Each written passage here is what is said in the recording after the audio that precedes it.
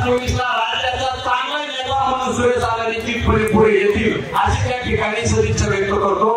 खऱ्या अर्थानं एखाद्या देशाप्रती एखाद्या कार्यकर्त्याची किती निष्ठा असावी, किती श्रद्धा असावी आणि आपल्या नेतृत्वाने एखादी जबाबदारी दिली तर ती जबाबदारी कशी पार पाडावी याचं ज्वलंत उदाहरण म्हणजे आदरणीय माऊली अप्पा जरांगे।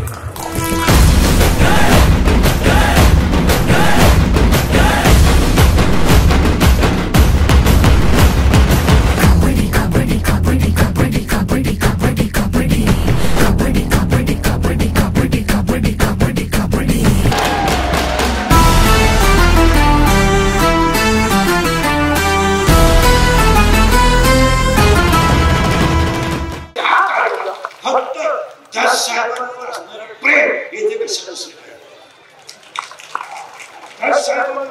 प्रेमाचं एवढं मोठं फळ आणि एवढं मोठं कार्यक्रम का ती असणारी आवड।